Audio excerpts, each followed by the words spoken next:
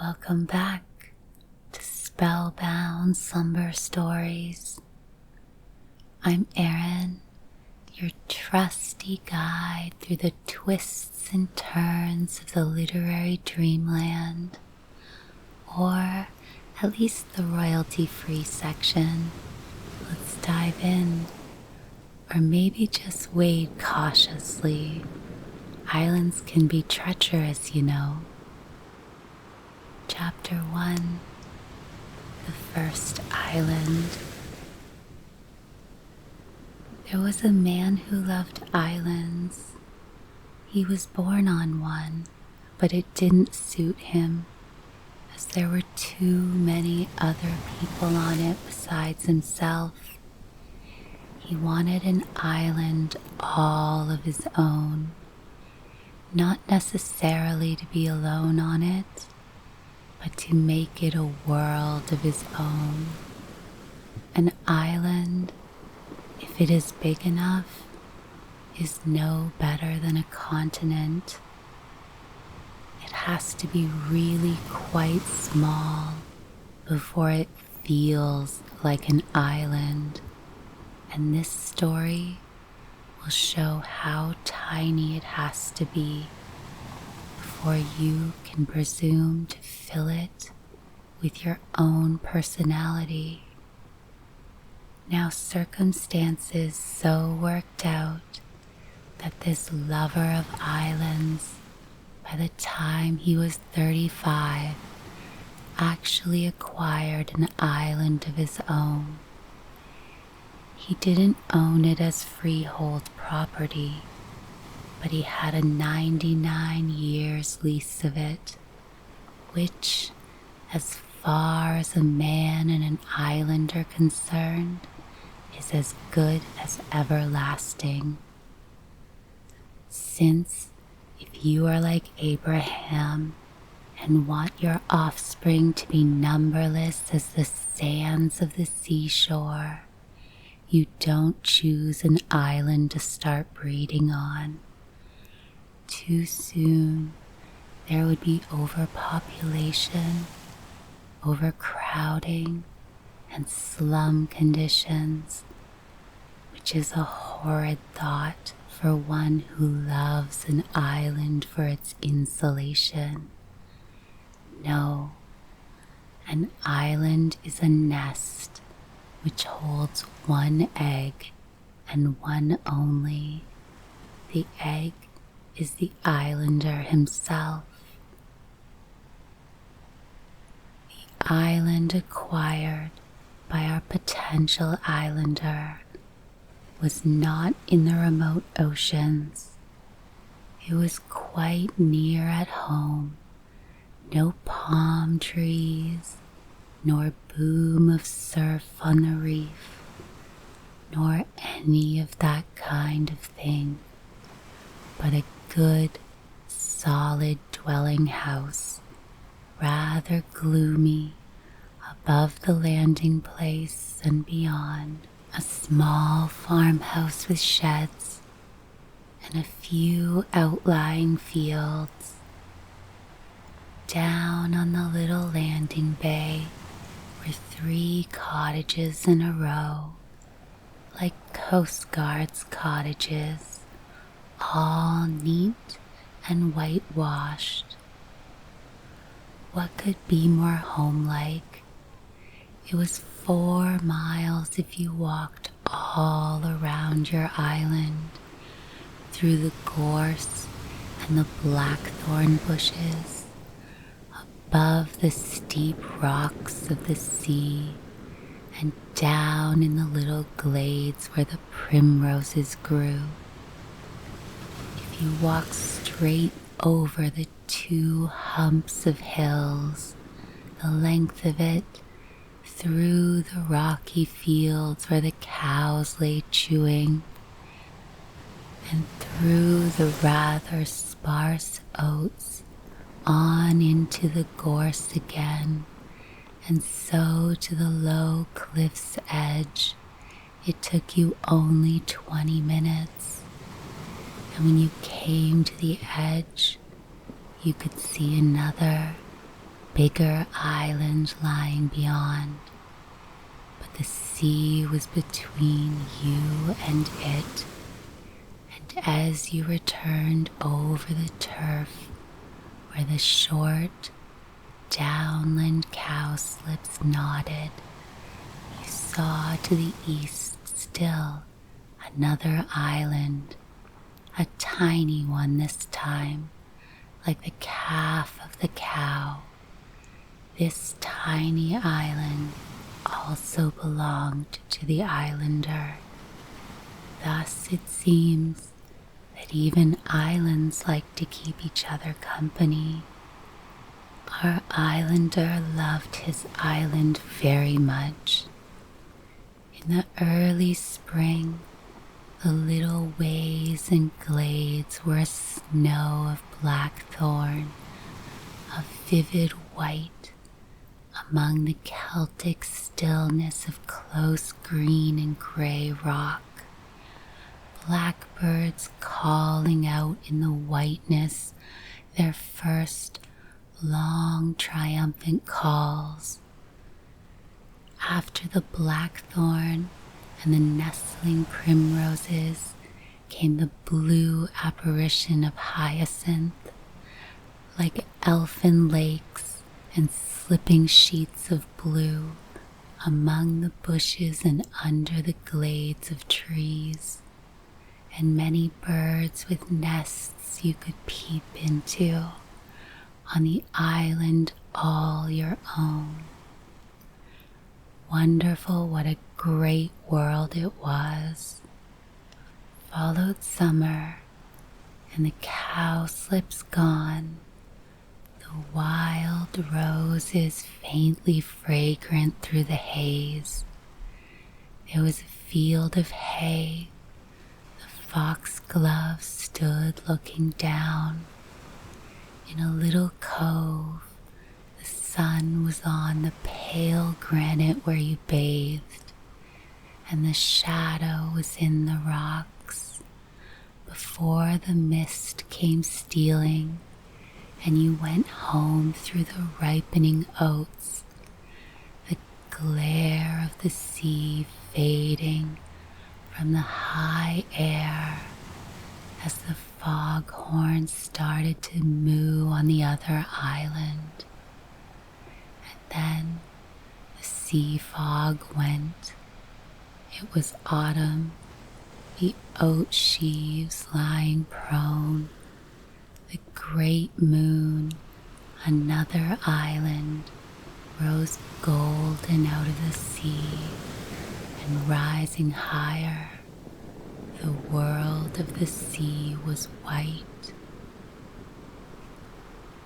So autumn ended with rain, and winter came, dark skies and dampness and rain, but rarely frost.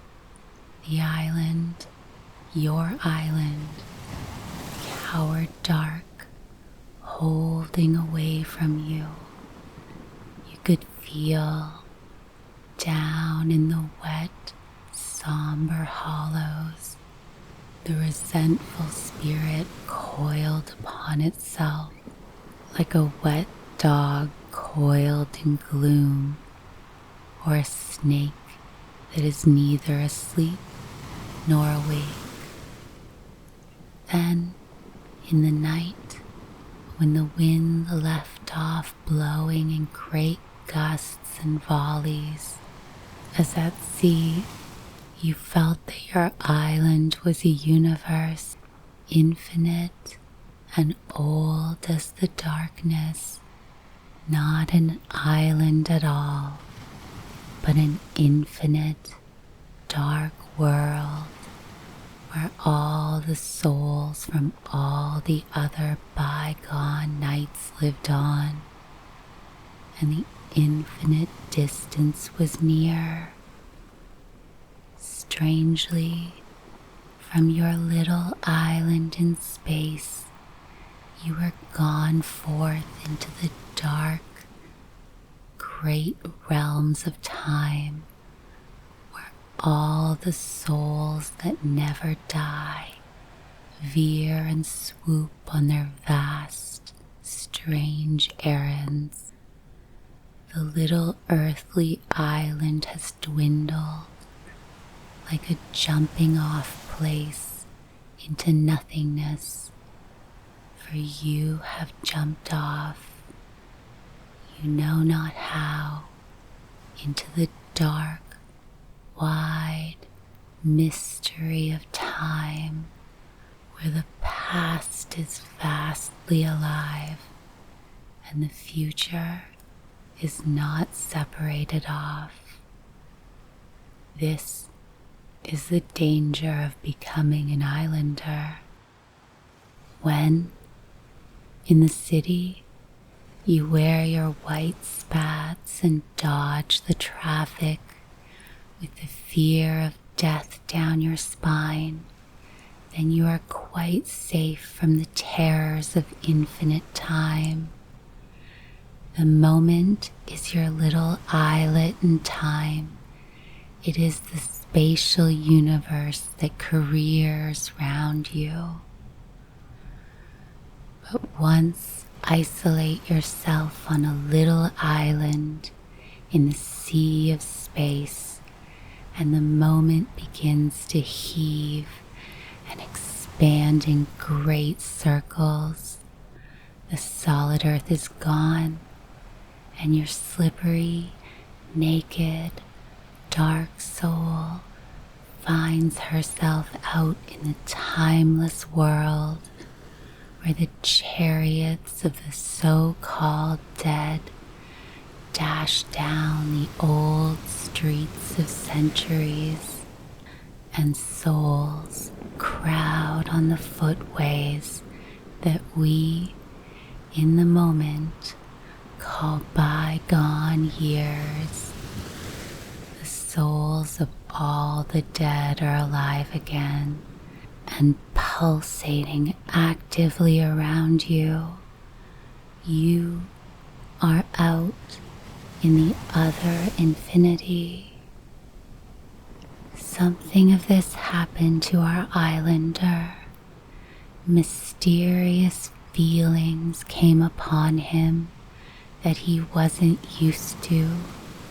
Strange awarenesses of old, far gone men and other influences, men of Gaul with big mustaches who had been on his island and had vanished from the face of it, but not out of the air of night. They were there still, hurtling their big, violent, unseen bodies through the night, and there were priests with golden knives and mistletoe, and other priests with a crucifix, then pirates with murder on the sea. Our islander was uneasy. He didn't believe in the daytime in any of this nonsense, but at night it just was so.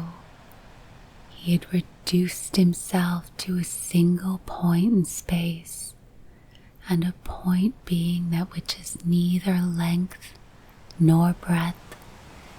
He had to step off it into somewhere else, just as you might step into the sea if the waters wash your foothold away.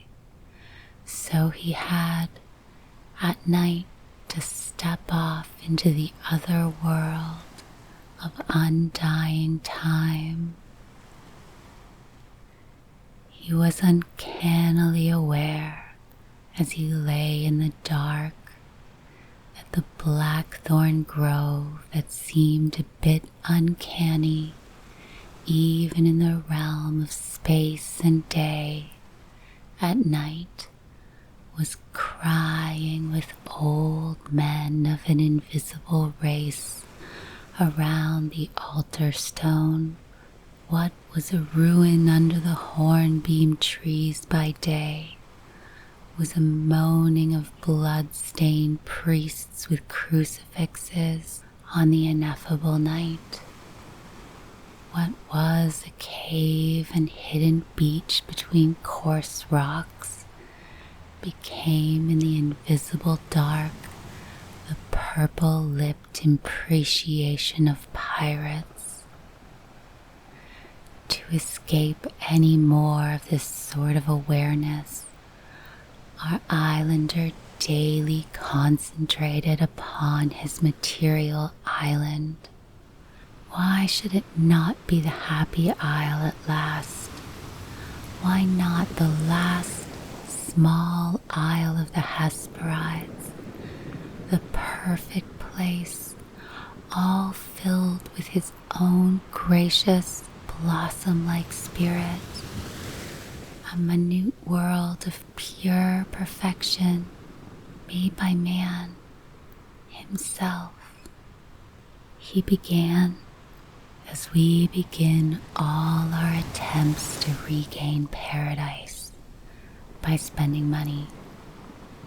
The old, semi-feudal dwelling house he restored, let in more light, put clear, lovely carpets on the floor, clear, flower-petal curtains at the sullen windows, and wines in the cellars of rock.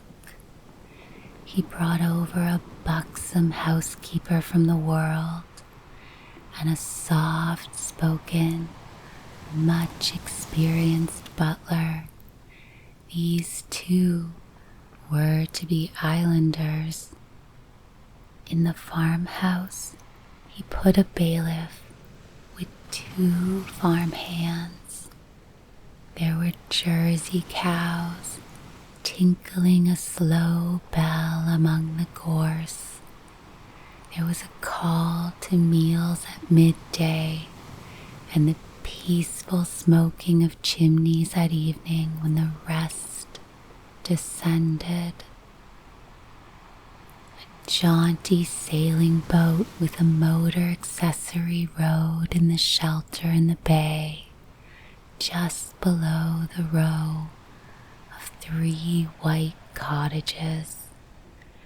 There was also a little yawl and 2 rowboats drawn up on the sand.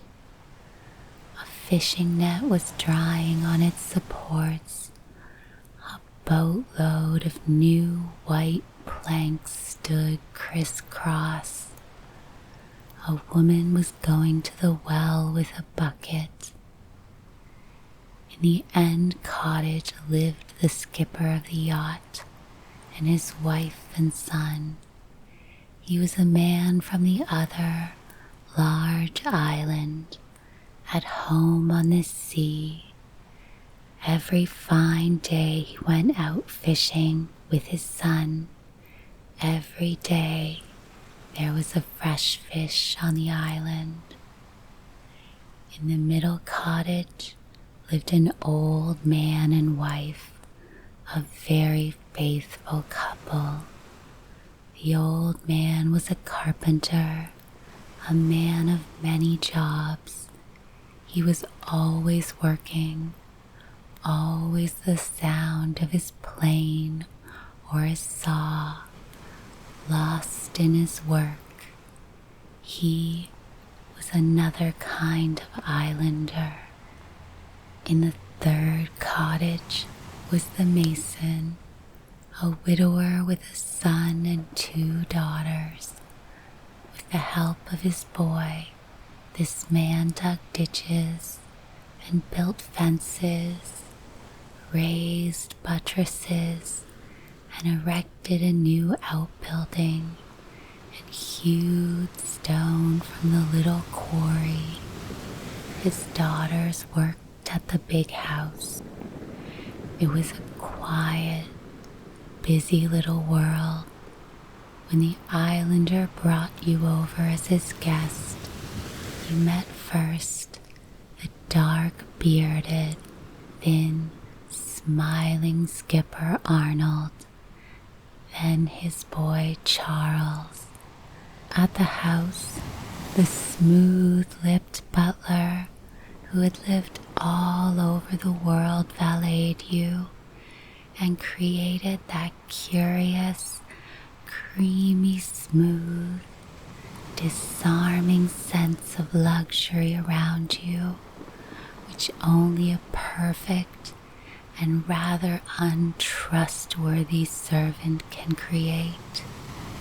He disarmed you and had you at his mercy. The buxom housekeeper smiled and treated you with the subtly respectful familiarity that is only dealt out to the true gentry. And the rosy maid threw a glance at you as if you were the wonderful coming from the great outer world. Then you met the smiling but watchful bailiff who came from Cornwall, and the shy farm hand from Berkshire with his clean wife and 2 little children. Then the rather sulky farm hand from Suffolk, the mason, a Kent man, would talk to you by the yard if you let him. Only the old carpenter was gruff and elsewhere absorbed. Well then, it was a little world to itself, and everybody feeling very safe and being very nice to you, as if you were really something special. But it was the islander's world, not yours. He was the master. The special smile, the special attention was to the master. They all knew how well off they were, so the islander was no longer Mr. So-and-so. To everyone on the island, even to you yourself, he was the master. Well, it was ideal. The master was no tyrant. Ah, no, he was a delicate, sensitive, handsome master who wanted everything perfect and everybody happy. Himself, of course, to be the fount of this happiness and perfection. But in this way, he was a poet.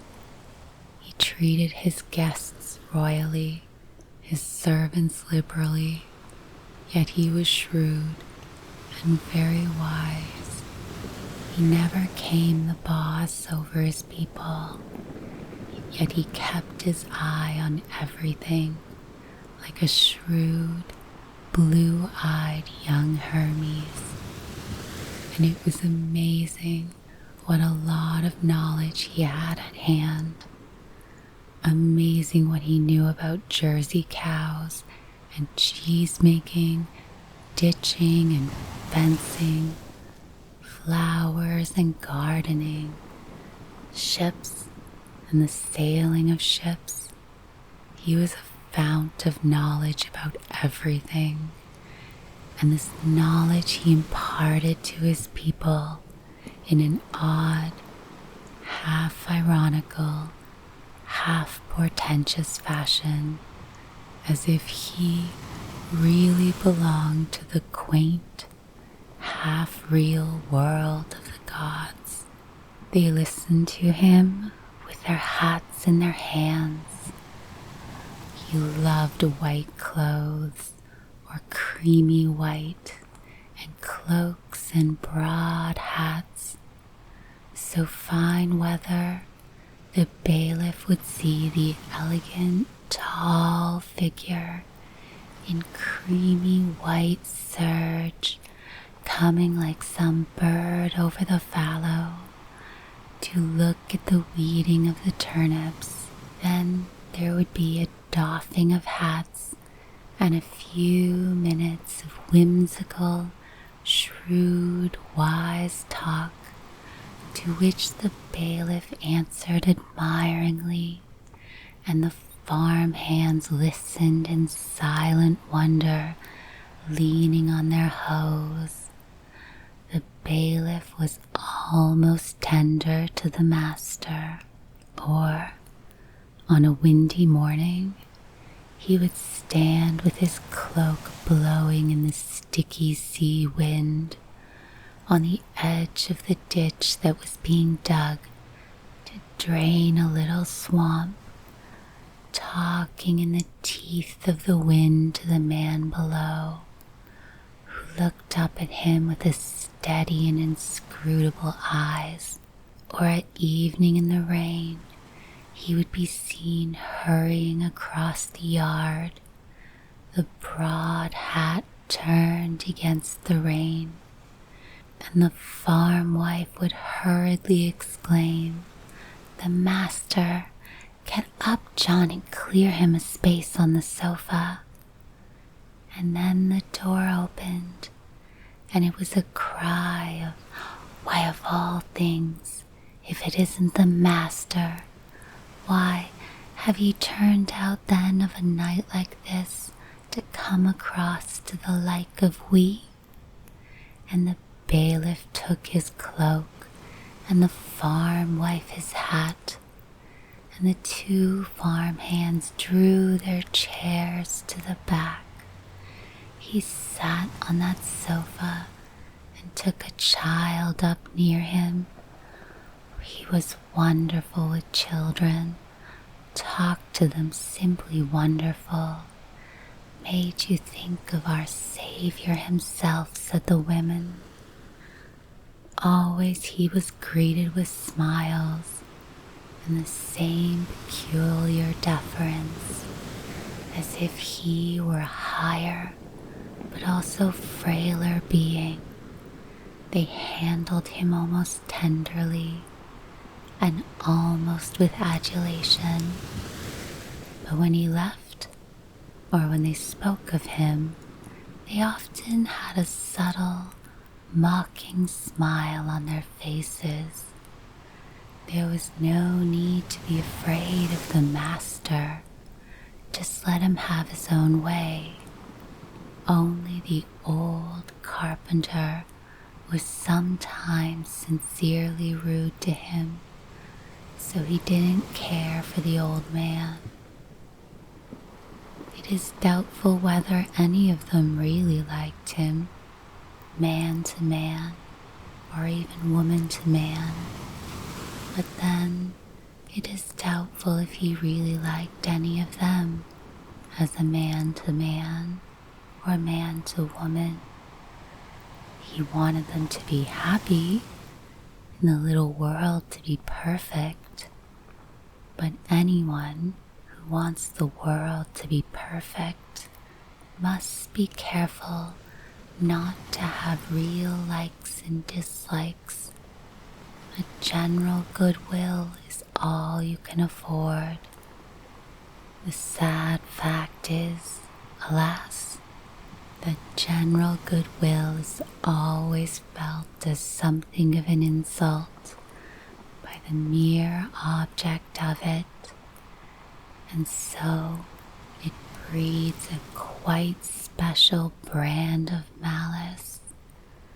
Surely general goodwill is a form of egoism, that it should have such a result. Our islander, however, had his own resources. He spent long hours in his library, for he was compiling a book of reference to all the flowers mentioned in the Greek and Latin authors. He was not a great classical scholar, the usual public school equipment, but there are such excellent translations nowadays, and it was so lovely tracing flower after flower as it blossomed in the ancient world. So, the first year on the island passed by. A great deal had been done. Now, the bills flooded in, and the master, conscientious in all things, began to study them. The study left him pale and breathless. He was not a rich man. He knew he had been making a hole in his capital to get the island into running order. When he came to look, however, there was hardly anything left but hole. Thousands and thousands of pounds had the island swallowed into nothingness. But surely the bulk of the spending was over. Surely the island would now begin to be self-supporting, even if it made no profit. Surely he was safe. He paid a good many of the bills and took a little heart. But he had a shock, and the next year, the coming year, there must be economy, frugality. He told his people so in a simple and touching language, and they said, "Why, surely, surely." So while the wind blew and the rain lashed outside, he would sit in his library with the bailiff over a pipe and a pot of beer discussing farm projects. He lifted his narrow, handsome face, and his blue eye became dreamy, blue like cannon shots. He thought of his island, lashed with foam and inaccessible, and he exulted. No, he must not lose it.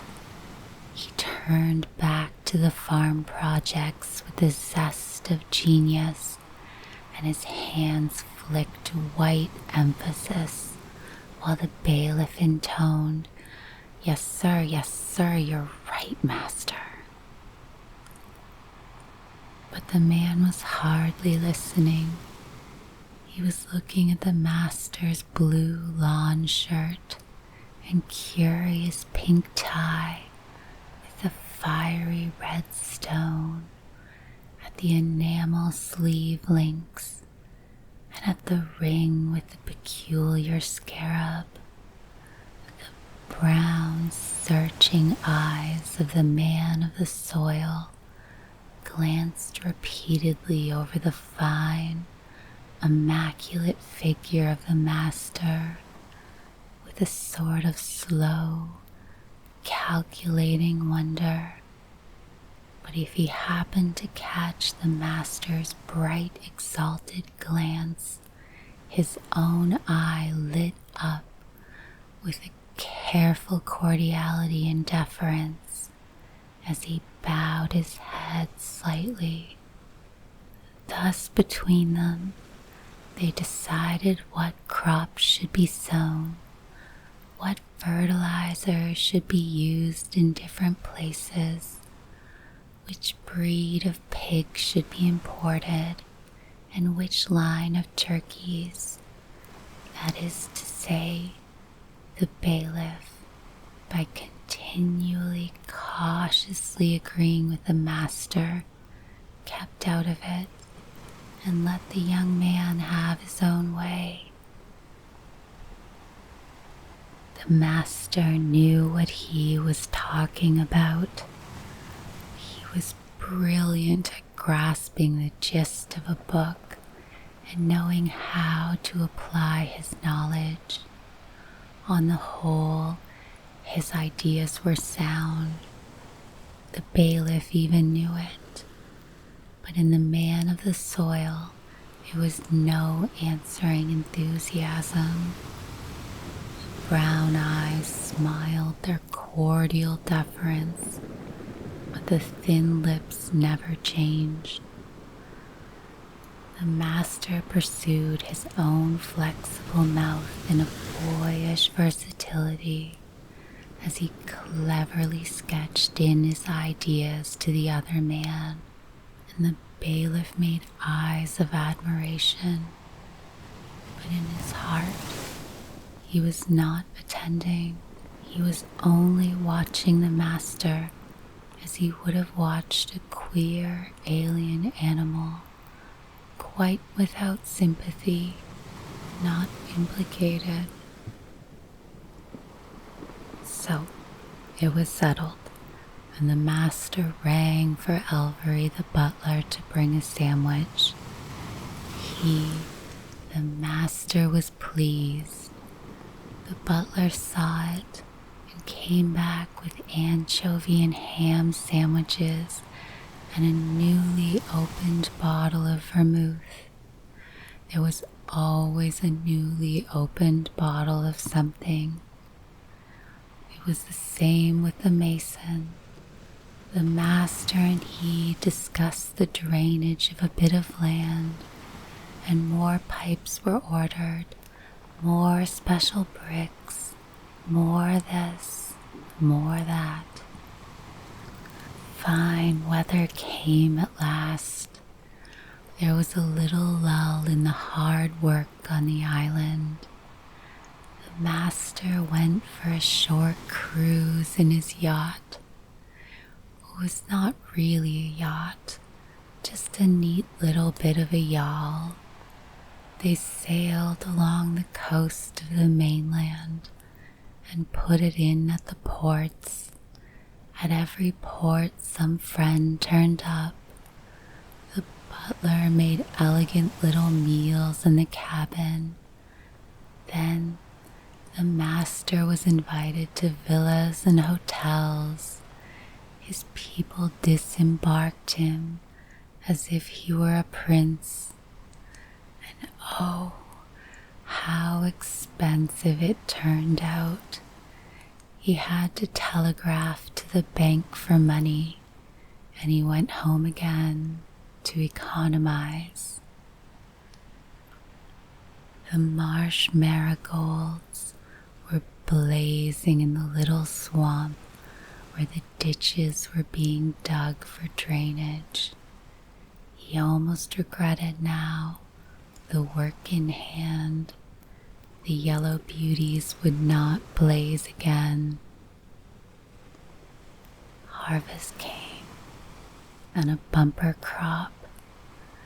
There must be a harvest home supper. The long barn was now completely restored and added to. The carpenter had made long tables. Lanterns hung from the beams of the high-pitched roof. All the people of the island were assembled. The bailiff presided. It was a gay scene. Towards the end of the supper, the master in a velvet jacket appeared with his guests. Then the bailiff rose and proposed. The master, long life and health to the master. All the people drank the health with great enthusiasm and cheering. The master replied with a little speech.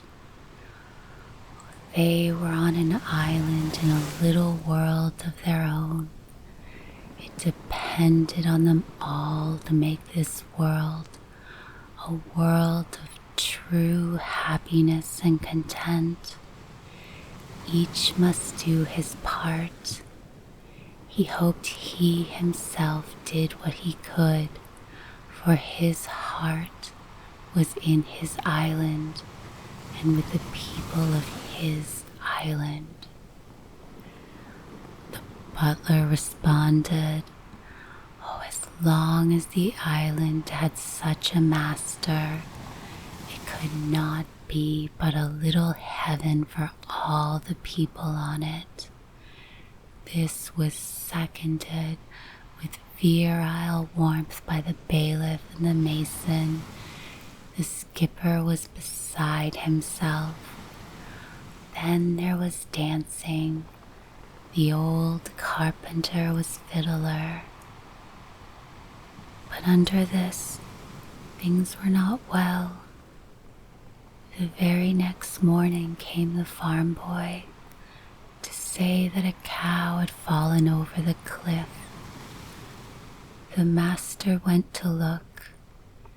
He peered over the not very high declivity and saw her lying dead on a green ledge under a bit of late flowering broom.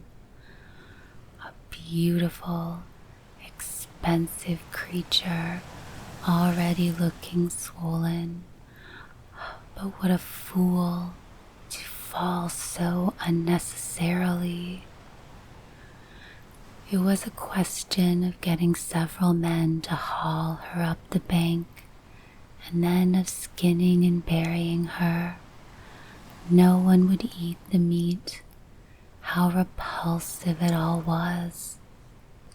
This was symbolic of the island.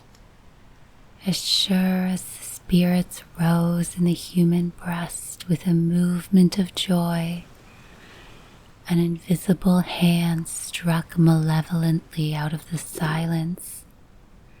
There must not be any joy, nor even a quiet peace. A man broke a leg, another was crippled with rheumatic fever. The pigs had some strange disease. A storm drove the yacht on a rock. The mason hated the butler and refused to let his daughter serve at the house. Out of the very air came a stony, heavy malevolence. The island itself seemed malicious. It would go on being hurtful and evil for weeks at a time. Then, suddenly again one morning, it would be fair, lovely as a morning in paradise, everything beautiful and flowing, and everybody would begin to feel a great relief and a hope for happiness. Then, as soon as the master was opened out in spirit, like an open flower, some ugly blow would fall. Somebody would send him an anonymous note, accusing some other person on the island. Somebody else would come hinting things against one of his servants. Some folks think they've got an easy job out here with all the pickings they make. The mason's daughter screamed at the suave butler in the master's hearing. He pretended not to hear. "My man says this island is surely one of the lean kine of Egypt. It would swallow a sight of money, and you'd never get anything back out of it," confided the farmhand's wife to one of the master's visitors. The people were not contented. They were not islanders. "We feel we're not doing right by the children," said those who had children. "Oh, we feel we're not doing right by ourselves," said those who had no children. And the various families fairly came to hate one another. Yet the island was so lovely. When there was a scent of honeysuckle and the moon brightly flickering down on the sea, and even the grumblers felt a strange nostalgia for it. It set you yearning, with a wild yearning, perhaps for the past, to be far back in the mysterious past of the island, when the blood had a different throb. Strange floods of passion came over you, strange violent lusts and imaginations of cruelty. The blood and the passion and the lust which the island had known, uncanny dreams, half evocated yearnings. The master himself began to be a little afraid of his island. He felt here strange, violent feelings he had never felt before, and lustful desires that he had been quite free from. He knew quite well now that his people didn't love him at all. He knew that their spirits were secretly against him, malicious, jeering, envious, and lurking to down him. He became just as wary and secretive with regard to them. But it was too much. At the end of the second year, several departures took place. The housekeeper went. The master always blamed self-important women most.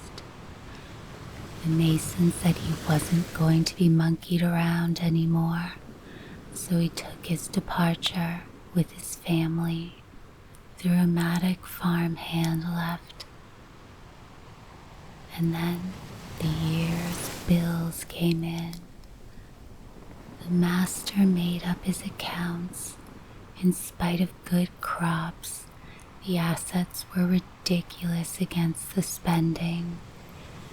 The island had again lost, not hundreds, but thousands of pounds.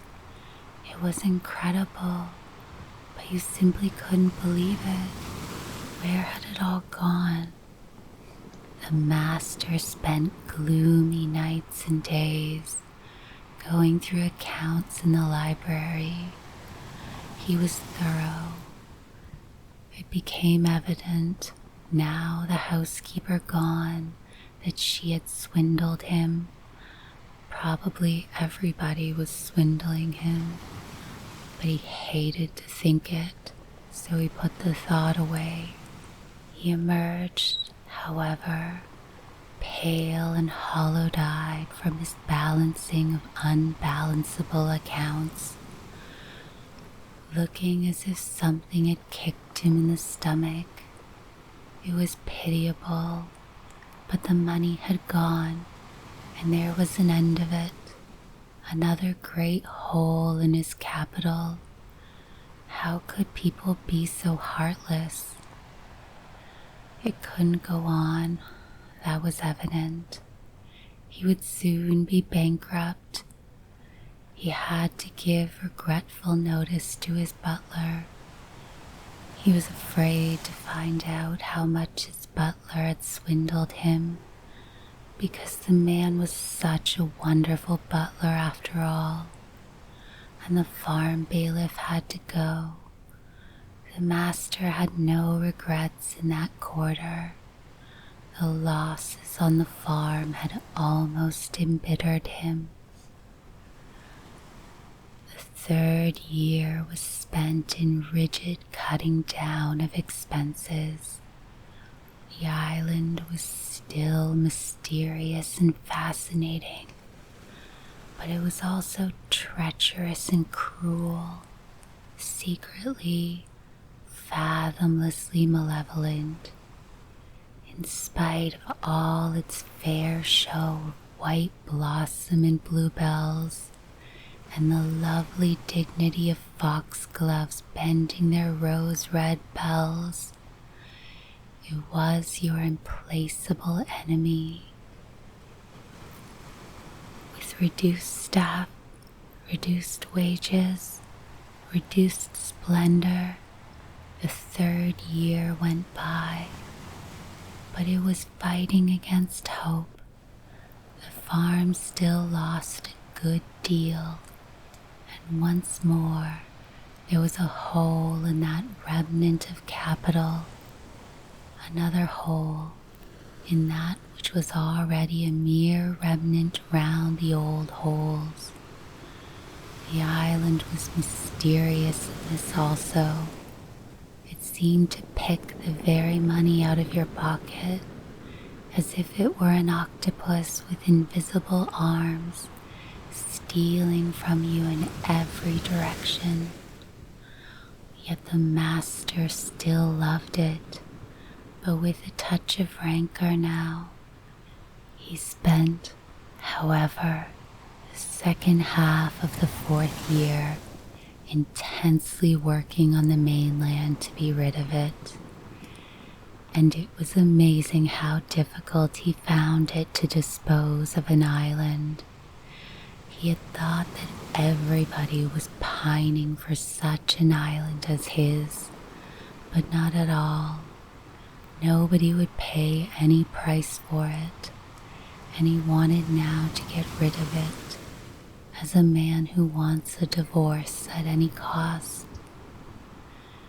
It was not till the middle of the 5th year that he transferred it, at a considerable loss to himself, to a hotel company who were willing to speculate in it. They were to turn it into a handy honeymoon and golf island.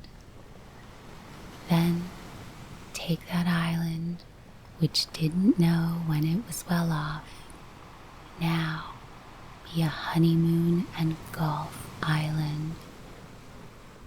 Chapter 2. The Second Island. The islander had to move, but he was not going to the mainland. Oh no, he moved to the smaller island, which still belonged to him, and he took with him the faithful old carpenter and wife, the couple he never really cared for, also a widow and daughter who kept house for him the last year, also an orphan lad to help the old man. The small island was very small, but being a hump of rock in the sea, it was bigger than it looked. There was a little track among rocks and bushes, winding and scrambling up and down around the islet, so that it took you 20 minutes to do the circuit. It was more than you would have expected. Still, it was an island. The islander moved himself, with all his books, into the commonplace 6-roomed house up to which you had to scramble from the rocky landing place. There were also 2 joined together cottages.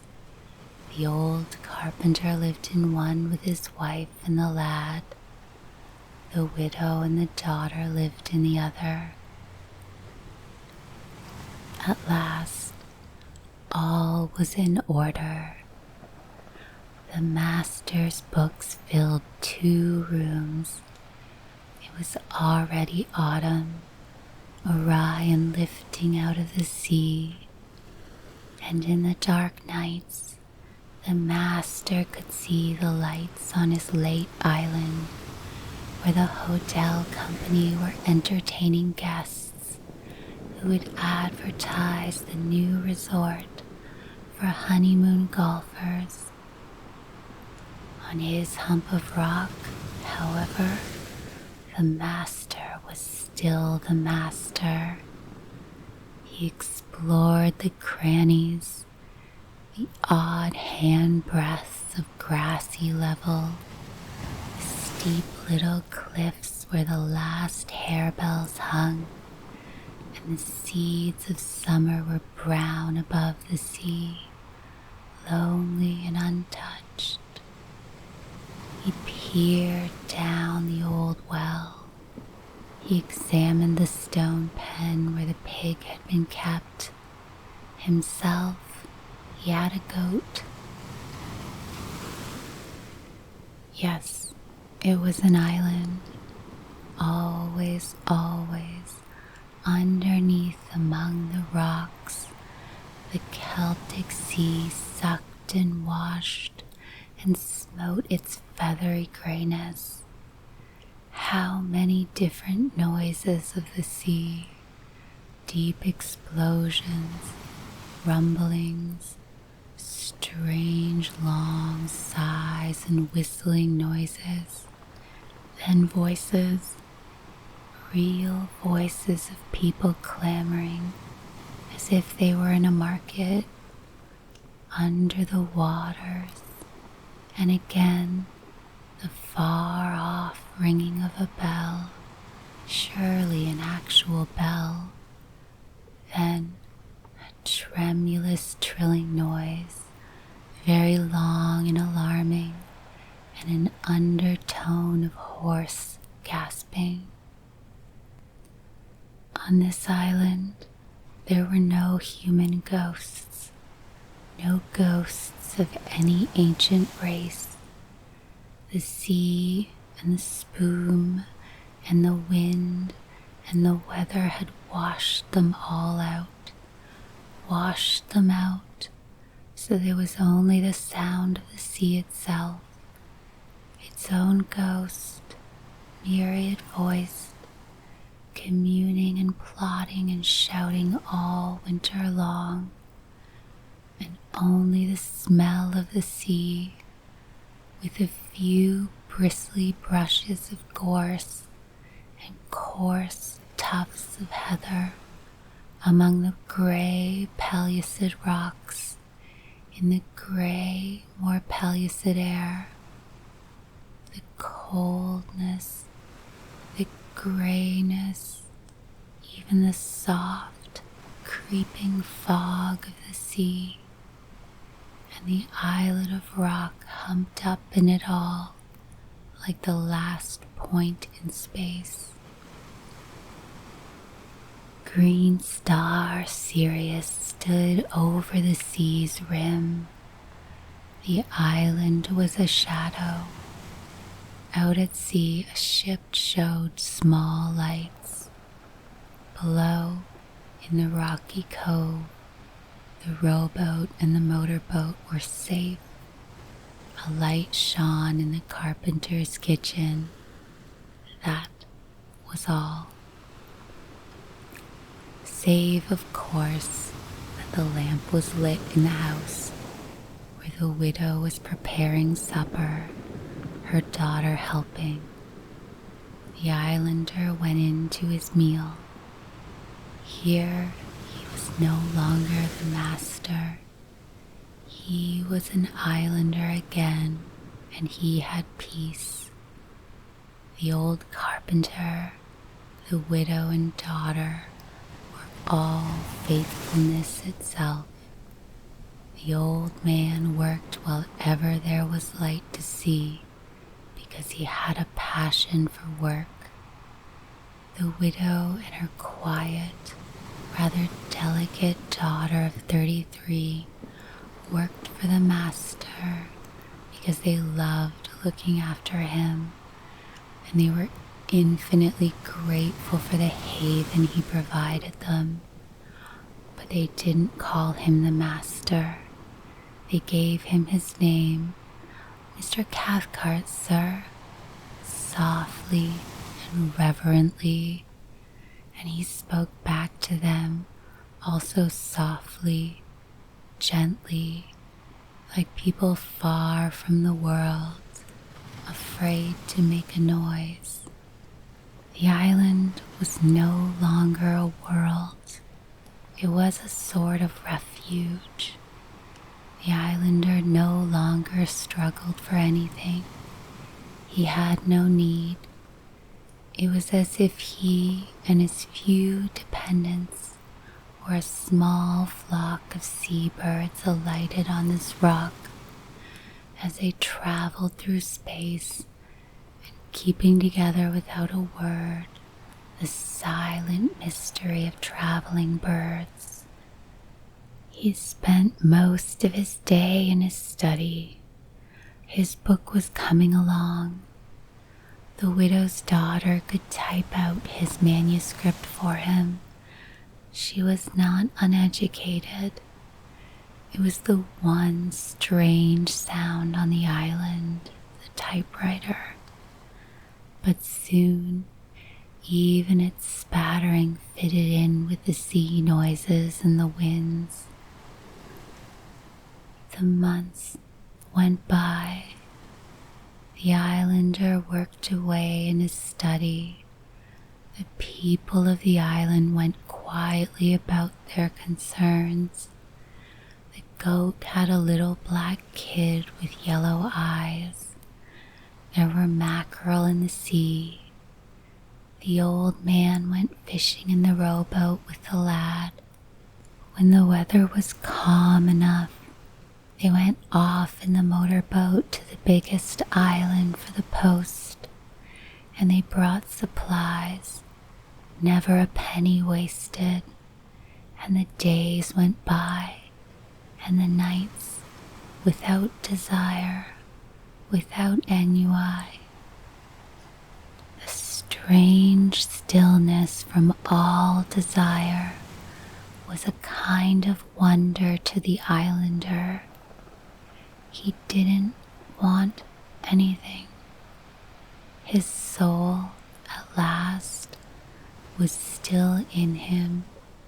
His spirit was like a dim-lit cave under water, where strange sea foliage expands upon the watery atmosphere and scarcely sways, and a mute fish shadowily slips in and slips away again, all still and soft and uncrying, yet alive as rooted seaweed is alive.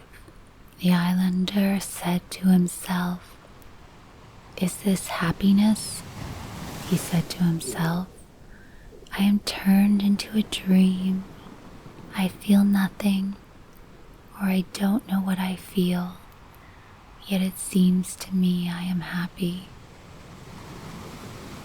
Only he had to have something upon him which his mental activity could work, so he spent long, silent hours in his study, working not very fast, not very importantly, letting the writing spin softly from him as if it were a drowsy gossamer.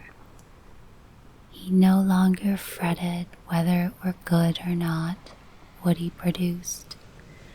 He slowly, softly spun it like gossamer, and if it were to melt away as gossamer in autumn melts, he would not mind.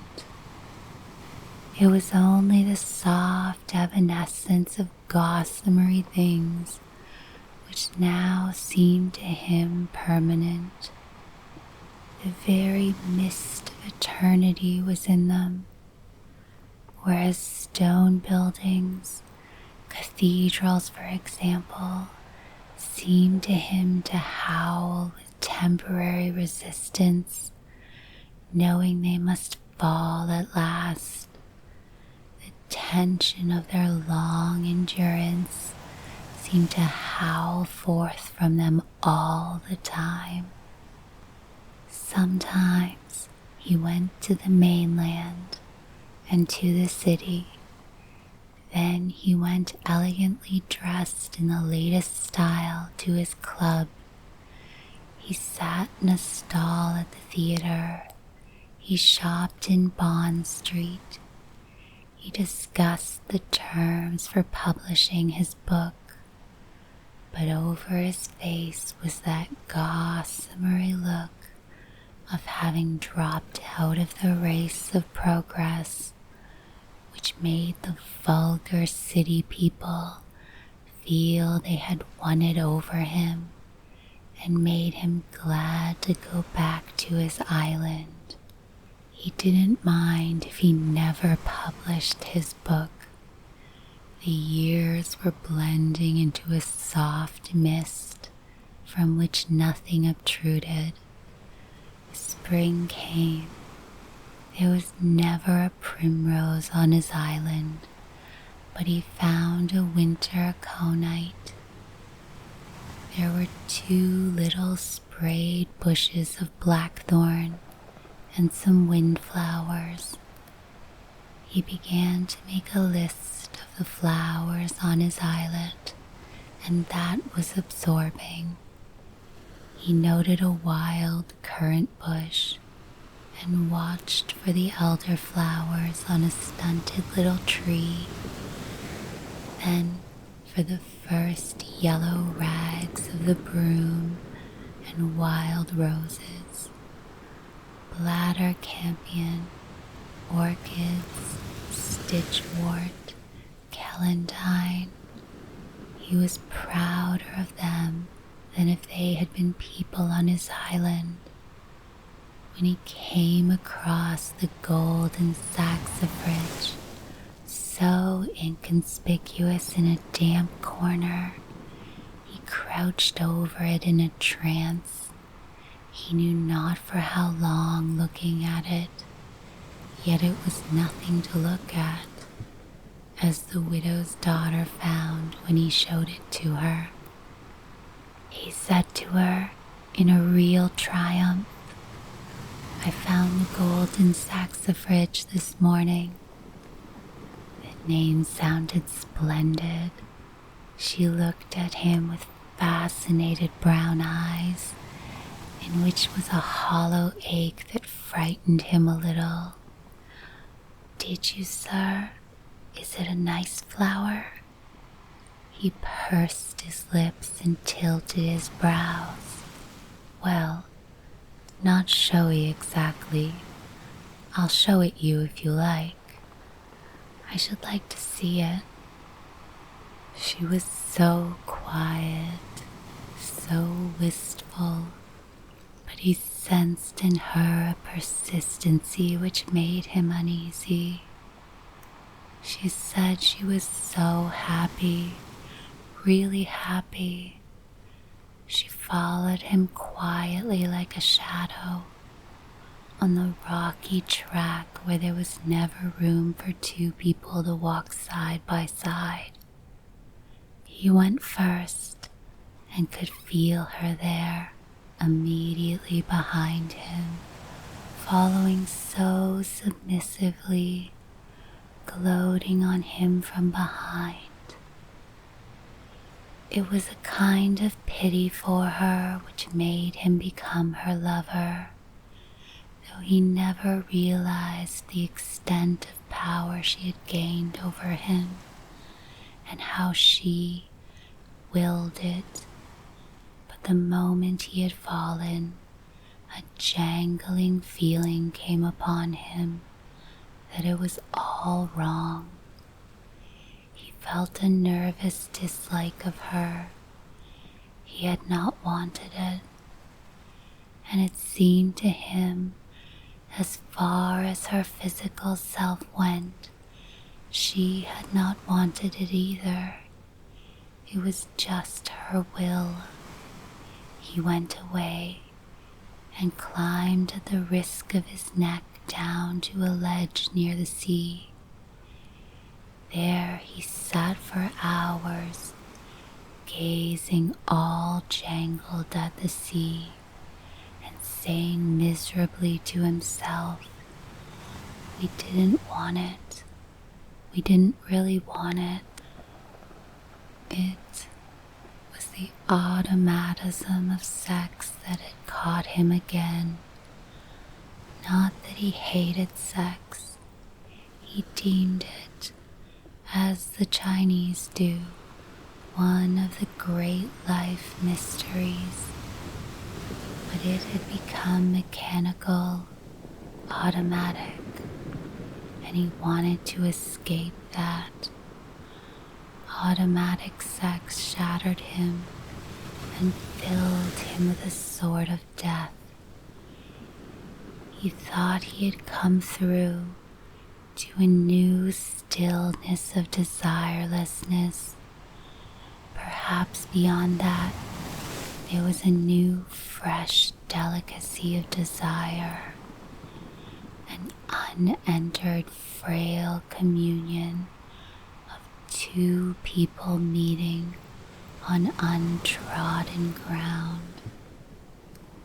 But be that as it might, this was not it. This was nothing new or fresh. It was automatic and driven from the will. Even she, in her true self, hadn't wanted it. It was automatic in her. When he came home very late and saw her face white with fear and apprehension of his feeling against her, he pitied her and spoke to her delicately, reassuringly, but he kept himself remote from her. She gave no sign.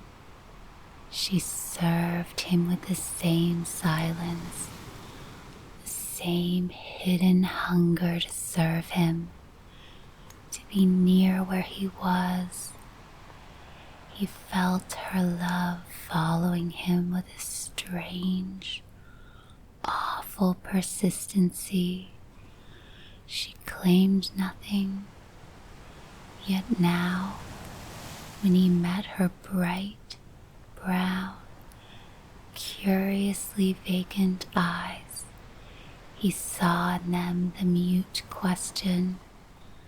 The question came direct at him, with a force and a power of will he never realized. So he succumbed and asked her again. "Not," she said, "if it will make you hate me." "Why should it?" he replied, nettled. "Of course not. You know I would do anything on earth for you." It was only afterwards, in his exasperation, he remembered what she had said and was more exasperated. Why should she pretend to do this for him? Why not for herself? But in his exasperation, he drove himself deeper in order to achieve some sort of satisfaction, which he never did achieve. He abandoned himself to her. Everybody on the island knew, but he did not care. Then, even what desire he had left him, and he felt only shattered. He felt that only with her will had she wanted him. Now he was shattered and full of self-contempt. His island was smirched and spoiled. He had lost his place in the rare, desireless levels of time to which he had last arrived, and he had fallen right back.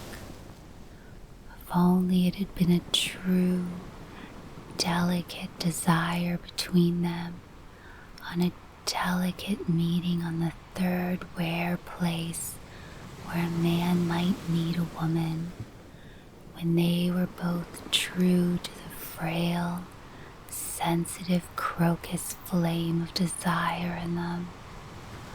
But it had been no such thing. Automatic, an act of will, not of true desire. it left him feeling humiliated. He went away from the islet in spite of her mute reproach, and he wandered about the continent, vainly seeking a place where he could stay. He was out of key. He did not fit in the world anymore. There came a letter from Flora.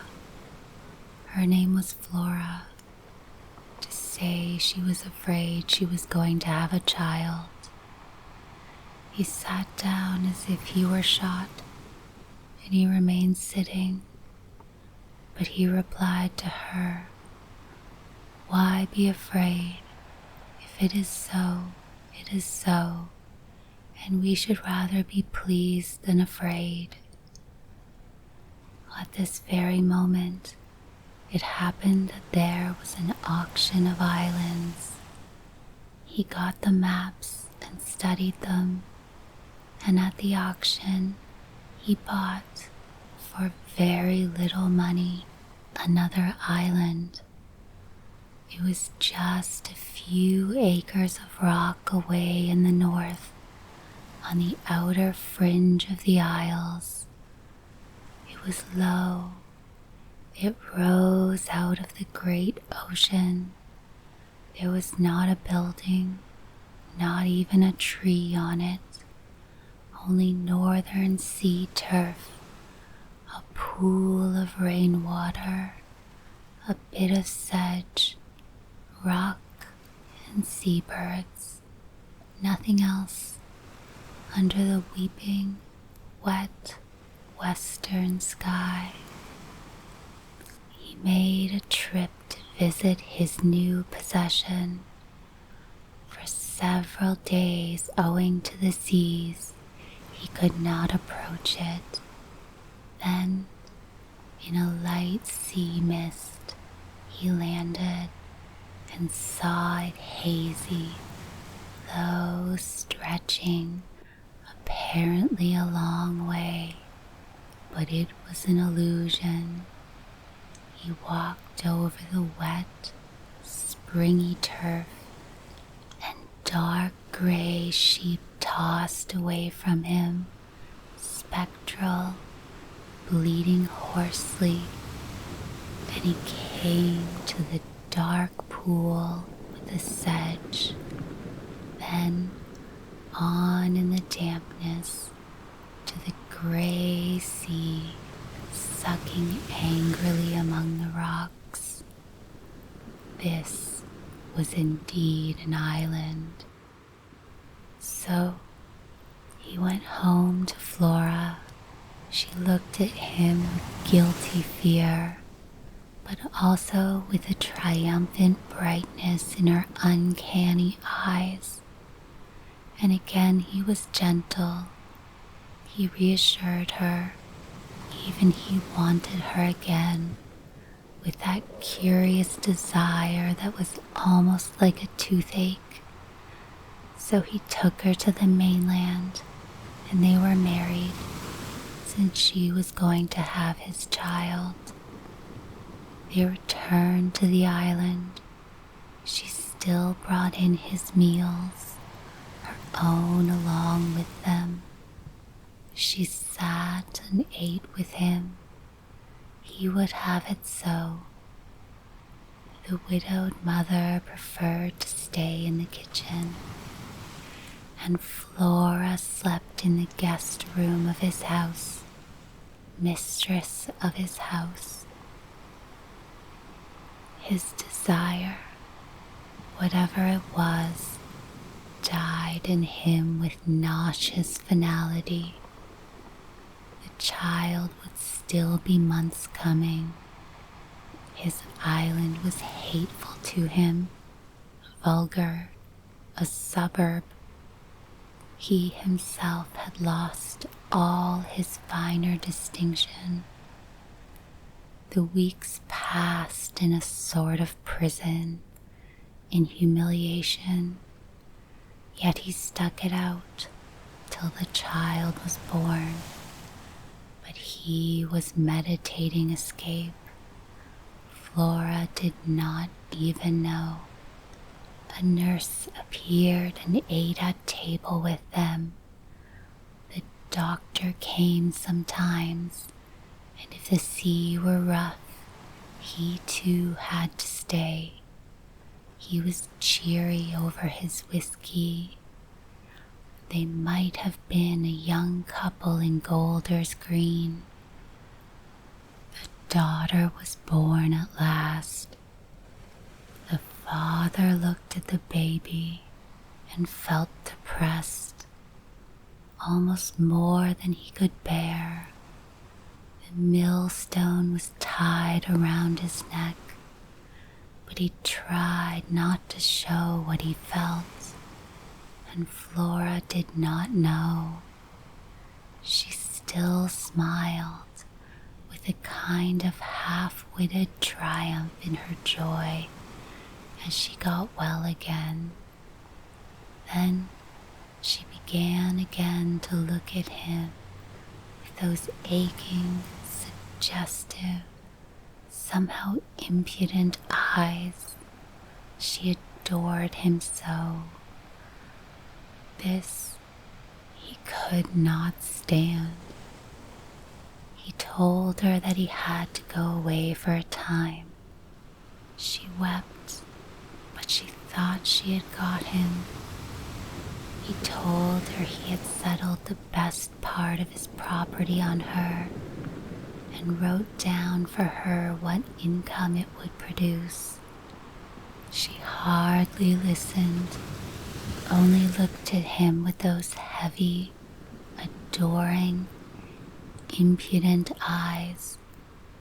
He gave her a checkbook with the amount of her credit duly entered. This did arouse her interest, and he told her if she got tired of the island, she could choose her home wherever she wished.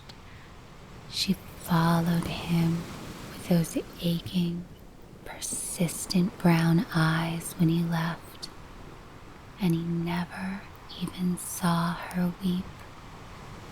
He went straight north to prepare his third island. Chapter 3. The Third Island. The third island was soon made habitable, with cement and the big pebbles from the shingle beach. 2 men built him a hut and roofed it with corrugated iron. A boat brought over a bed and table and 3 chairs with a good cupboard and a few books. He laid in a supply of coal and paraffin and food. He wanted so little. The house stood near the flat shingle bay where he landed and where he pulled up his light boat. On a sunny day in August, the men sailed away and left him. The sea was still and pale blue. On the horizon, he saw a small mail steamer slowly passing northwards as if she were walking. She served the outer isles twice a week. He could row out to her if need be in calm weather, and he could signal her from a flagstaff behind his cottage. 6 sheep still remained on the island as company, and he had a cat to rub against his legs, while the sweet, sunny days of the northern autumn lasted.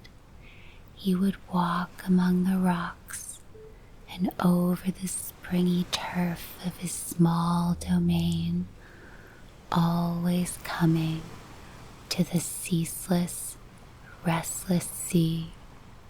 He looked at every leaf that might be different from another and he watched the endless expansion and contraction of the water-tossed seaweed. He had never a tree, not even a bit of heather to guard, only the turf and tiny turf plants and the sedge by the pool and the seaweed in the ocean. He was glad. He didn't want trees or bushes. They stood up like people, too assertive. His bare, low-pitched island in the pale blue sea was all he wanted. He no longer worked at his book. The interest had gone. He liked to sit on the low elevation of his island and see the sea. Nothing but the pale, quiet sea, and to feel his mind turn soft and hazy, like the hazy ocean.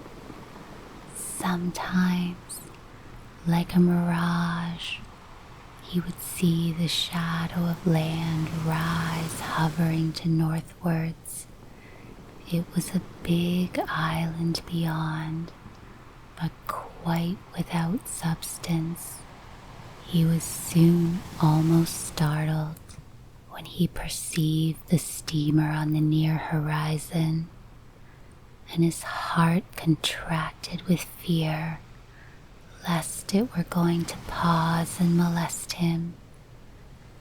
Anxiously, he watched it go, and not till it was out of sight did he feel truly relieved, himself again. The tension of waiting for human approach was cruel. He did not want to be approached. He did not want to hear voices.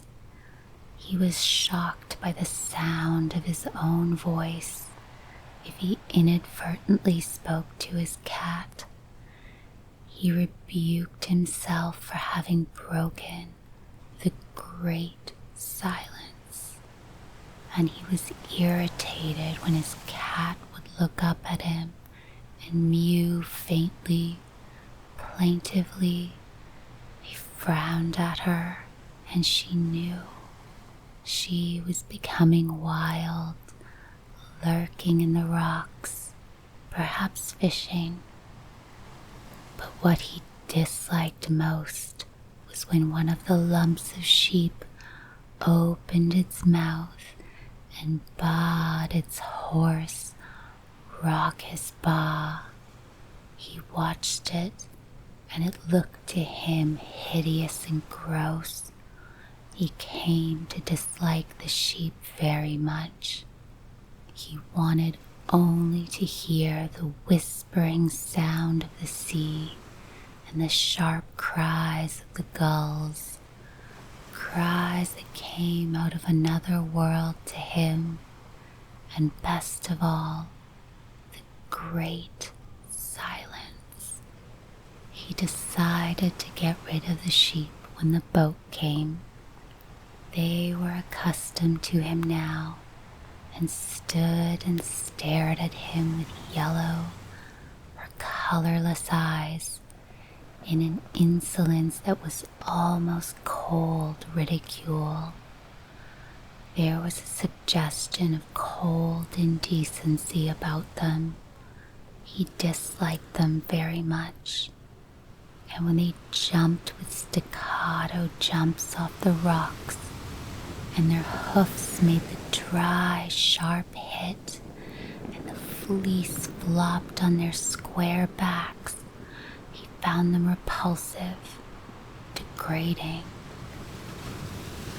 The fine weather passed, and it rained all day. He lay a great deal on his bed, listening to the water trickling from his roof into the zinc water butt, looking through the open door at the rain, the dark rocks, the hidden sea. Many gulls were on the island now, many seabirds of all sorts. It was another world of life. Many of the birds he had never seen before. His old impulse came over him to send for a book, to know their names. In a flicker of the old passion, to know the name of everything he saw. He even decided to row out to the steamer. The names of these birds. He must know their names, otherwise he had not got them. They were not quite alive to him.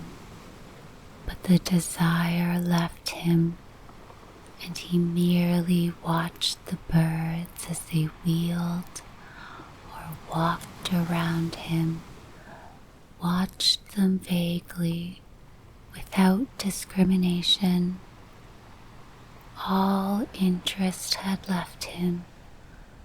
Only there was one gull, a big, handsome fellow, who would walk back and forth in front of the open door of the cabin, as if he had some mission there. He was big and pearl gray, and his roundnesses were as smooth and lovely as a pearl. Only the folded wings had shut black pinions, and on the closed black feathers were 3 very distinct white dots making a pattern.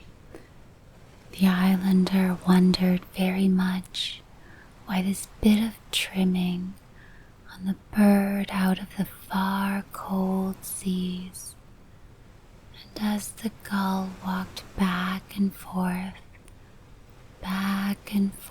in front of the cabin, strutting on pale, dusky gold feet, holding up his pale yellow beak that was curved at the tip with curious alien importance, the man wondered over him. He was portentous. He had a meaning. Then the bird came no more.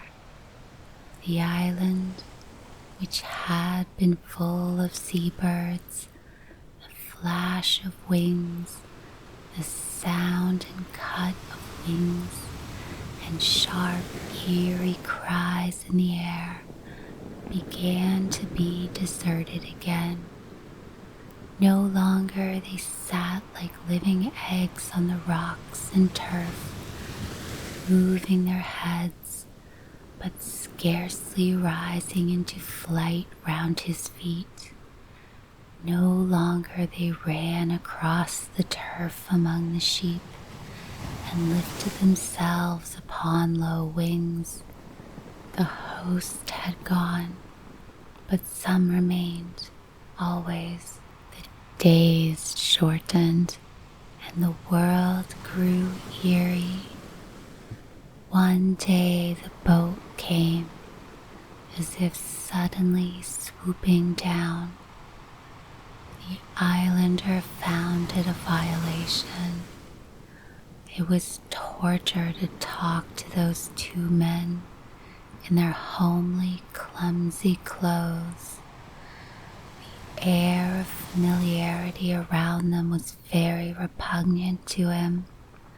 Himself, he was neatly dressed. His cabin was neat and tidy. He resented any intrusion. The clumsy homeliness, the heavy-footedness of the 2 fishermen was really repulsive to him. The letters they had brought, he left lying unopened in a little box. In one of them was his money, but he could not bear to open even that one. Any kind of contact was repulsive to him. Even to read his name on an envelope, he hid the letters away. And the hustle and horror of getting the sheep caught and tied and put in the ship made him loathe with profound repulsion the whole of the animal creation. What repulsive God invented animals and evil-smelling men? To his nostrils, the fishermen and the sheep alike smelled foul, and uncleanness on the fresh earth. He was still nerve-racked and tortured when the ship at last lifted sail and was drawing away over the still sea. And sometimes, days after, he would start with repulsion, thinking he heard the munching of sheep. The dark days of winter drew on. Sometimes there was no real day at all.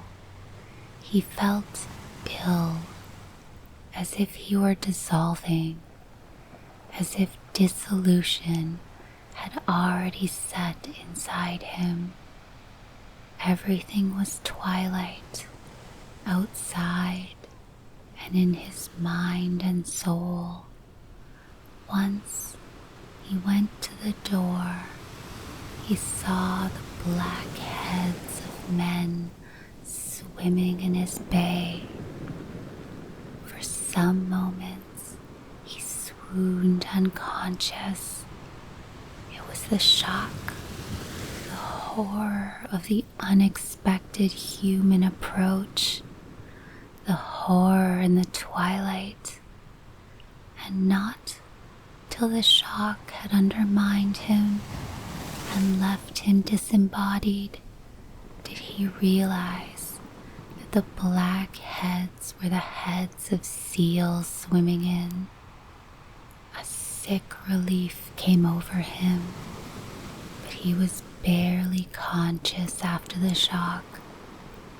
Later on, he sat and wept with gratitude because they were not men. But he never realized that he wept. He was too dim, like some strange, ethereal animal. He no longer realized what he was doing.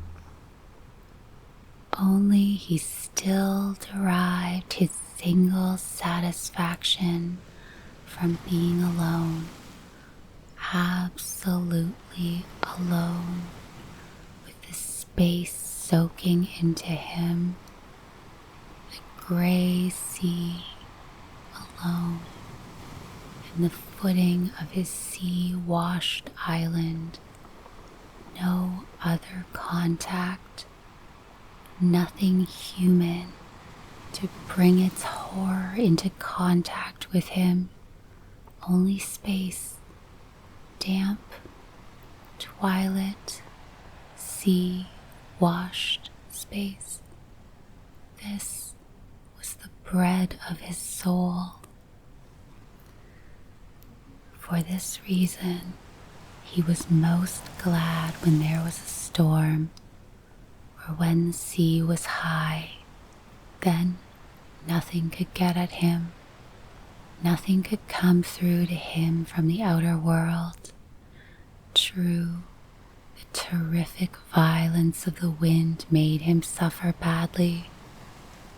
At the same time, it swept the world utterly out of existence for him. He always liked the sea to be heavily rolling and tearing. Then no boat could get at him, It was like eternal ramparts round his island. He kept no track of time and no longer thought of opening a book. The printed letters, so like the depravity of speech, looked obscene. He tore the brass label from his paraffin stove. He obliterated any bit of lettering in his cabin. His cat had disappeared. He was rather glad. He shivered at her thin, obtrusive call. She had lived in the coal shed, and each morning he had put her a dish of porridge, the same as he ate. He washed her saucer with repulsion. He did not like her writhing about, but he fed her scrupulously.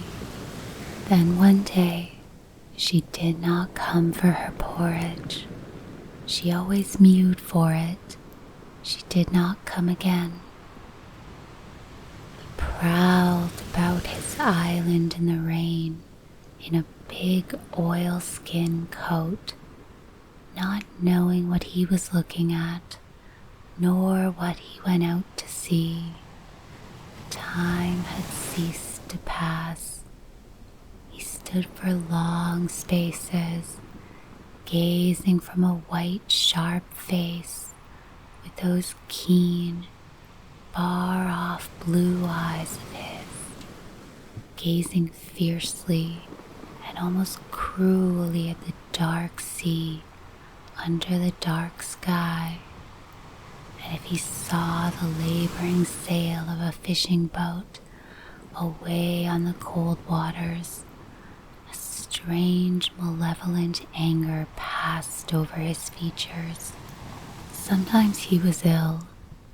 He knew he was ill because he staggered as he walked and easily fell down.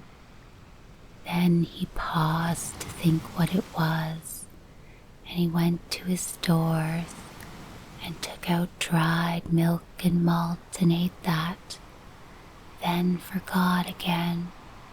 He ceased to register his own feelings. The days were beginning to lengthen. All winter the weather had been comparatively mild, but with much rain. He had forgotten the sun. Suddenly, however, the air was very cold and he began to shiver. A fear came over him. The sky was level and gray, and never a star appeared at night. It was very cold. More birds began to arrive. The island was freezing. With trembling hands, he made a fire in his grate. The cold frightened him. And now it continued, day after day, a dull, deathly cold. Occasional crumblings of snow were in the air. The days were grayly longer, but no change in the cold. Frozen, gray daylight. The birds passed away, flying away. Some he saw lying frozen. It was as if all life were drawing away, contracting away from the north, contracting southwards. Soon, he said to himself, it will all be gone, and in all these regions, nothing will be alive. He felt a cruel satisfaction in the thought. Then one night, there seemed to be a relief. He slept better. He did not tremble half awake and writhe so much half unconscious. He had become so used to the quaking and writhing of his body, he hardly noticed it. But when, for once, it slept deep, he noticed that. He awoke in the morning to a curious whiteness. His window was muffled. It had snowed. He got up and opened his door and shuddered. Ugh, how cold! All white, with a dark leaden sea and black rocks curiously speckled with white. The foam was no longer pure. It seemed dirty, and the sea ate at the whiteness of the corpse-like land.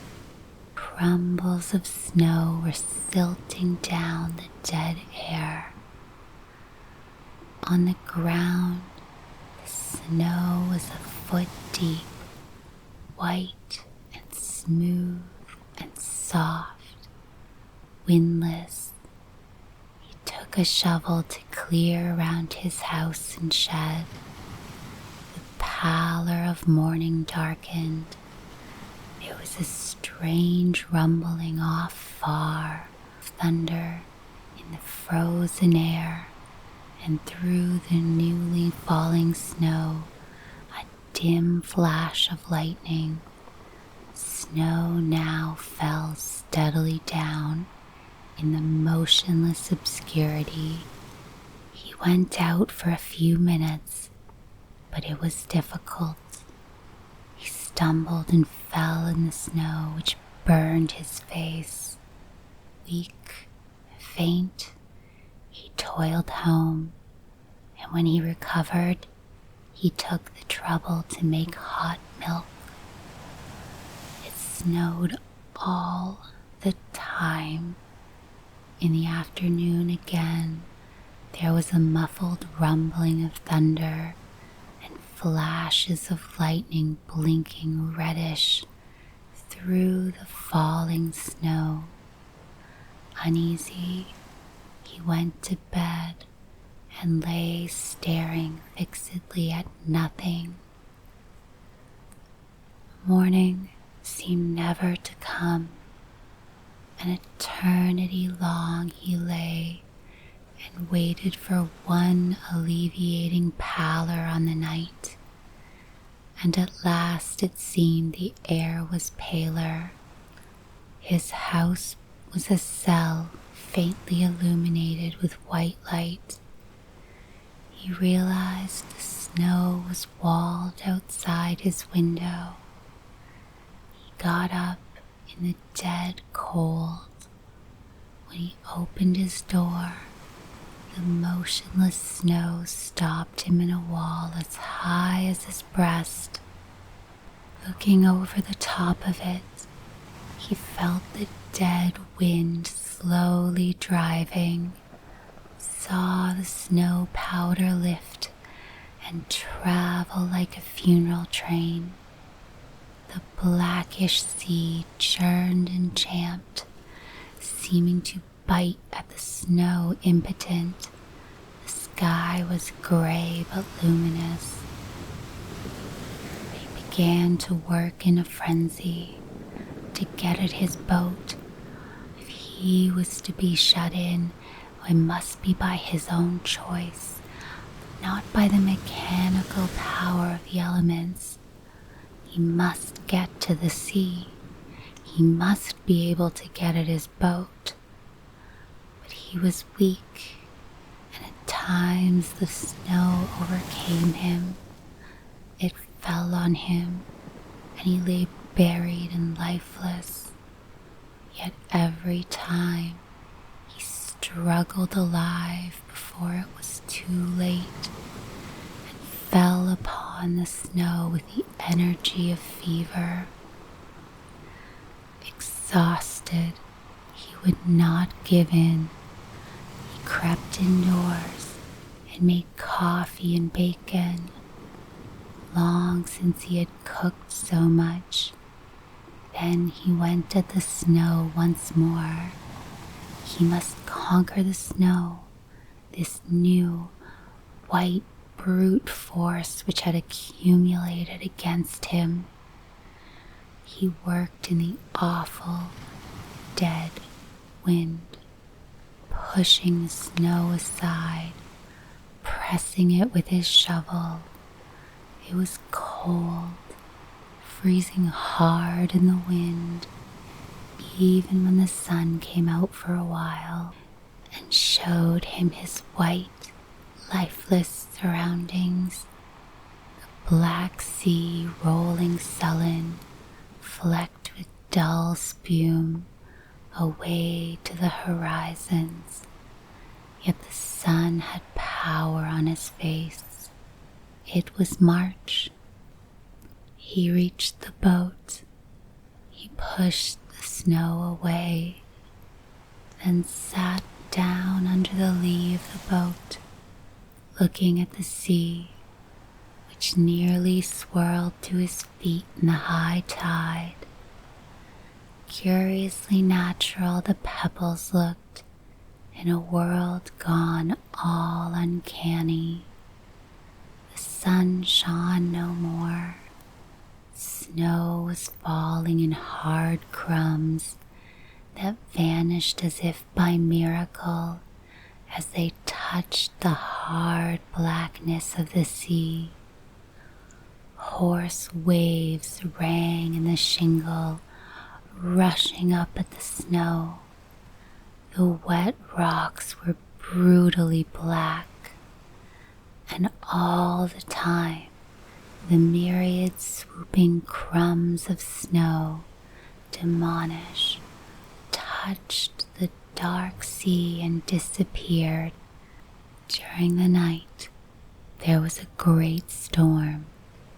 It seemed to him he could hear the vast mass of the snow striking all the world with a ceaseless thud, and over it all the wind roared in a strange hollow volleys, in between which came a jump of blindfold lightning, then the low roll of thunder, heavier than the wind.